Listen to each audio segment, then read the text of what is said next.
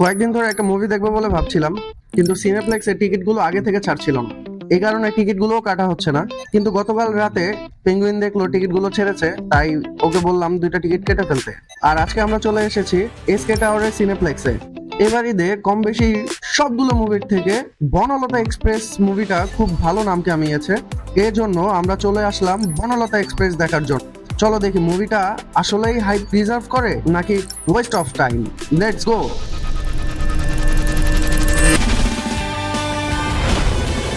Location wise বলতে গেলে SKS টাওয়ারের সিনেপ্লেক্স অনেক ক্লিন প্রিমিয়াম ভাইব দেয়। সিকিউরিটি, টিকিট স্ক্যানিং সব স্মুথ ছিল। আমাদের হল ছিল 1। হলে ঢুকে দেখলাম ক্রাউডনেসটা অনেক বেশিই ছিল, মানে পুরাই হাউসফুল। মুভিটা নিয়ে সবার ইন্টারেস্ট অনেক বেশিই আছে। মোটামুটি সিটিং প্লেসটাও খুব সুন্দর, কমফোর্টেবল, একদম প্রপার মুভি ফিল আছে। মুভি স্টার্ট হয়ে গেছে।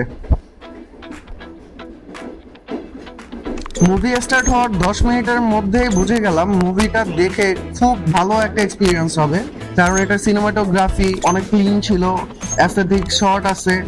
একটা ট্রেন মেড করা হয়েছে এই মুভিটার জন্য আলাদা করে। টোটাল শুটগুলো ট্রেনের ভিতরেই হয়েছে, আর ট্রেনটা যে একেবারে বানানো একটা ট্রেন সেটা কোনোভাবেই বোঝা যাচ্ছে না। ব্যাকগ্রাউন্ড মিউজিক, সবার এক্সপ্রেশন খুবই সুন্দরভাবে সবার রোলগুলো প্লে করছে। অডিয়েন্স রিয়াকশন ছিল কিছু সিনে পুরো হল চুপ হয়ে যায়, মানে সবাই ফুললি এঙ্গেজ। আবার কিছু মোমেন্টে হাসির ওয়েভ চলে আসে, হাসি থামানোর ইম্পসিবল হয়ে যায়। পার্সোনালি বলতে গেলে মুভিটা ম্যাচ না, বাট ক্লাস অডিয়েন্সের জন্য ডেফিনেটলি। মোশাররফ করিম যদি মুভিটাতে না থাকতো সেক্ষেত্রে মুভিটা খুবই অকেজো হয়ে যেত, কারণ ওর এন্ট্রি, ডায়লগ প্লাস ওর অ্যাক্টিং খুবই অমায়িক ছিল। তোমার বয়সী একটা মেয়ে একা ঢাকার বাইরে যাচ্ছ, নিশ্চয়ই ইমার্জেন্সি, কিন্তু তুমি যে কামরা এসে উঠেছো সেটা একটা ভিআইপি কামরা। ইন্টারভেলের আগ পর্যন্ত আমি আর পেঙ্গুইন আর যারা অডিয়েন্স ছিল সবাই কম বেশি খুব ভালোভাবে এনজয় করছে মুভিটা। তারপর চলে আসলো ইন্টারভেলে অনেক অনেক কিছু কিনছে, পপকর্ন, কোল্ড ড্রিঙ্কস, বাট আমরা তেমন কিছু কিনি নাই। আমরা আফটার মুভি কিছু খাবো। তো দুপুরে লাঞ্চ শেষ করার পরপরই বলতে গেলে মুভিটা শুরু হয়েছে, সো ক্ষুধাভাবে লাগে না, এই জন্য আমরা কিছু খাই নাই। আমরা ছবি টবি তুললাম আর টুকটাক মজা করলাম, তারপরে ইন্টারভেল শেষ হয়ে গেল। ইন্টারভেলের পরে সেকেন্ড হাফের দিকে মুভিটা খুব ইমোশনাল দিকে চলে যাচ্ছে। তো সবাই পারফেক্টলি তাদের ক্যারেক্টারগুলো ধরে রাখছে, সবাই খুব ভালো অ্যাক্টিং করছে। মুভিটা শেষ হয়ে যাওয়ার পর আমার অনেস্ট ওপিনিয়ন হচ্ছে হুমায়ুন আহমেদের কিছুক্ষণ উপন্যাস অবলম্বনে মুভিটা বনলতা এক্সপ্রেস 8/10 আমার কাছে পাইছে।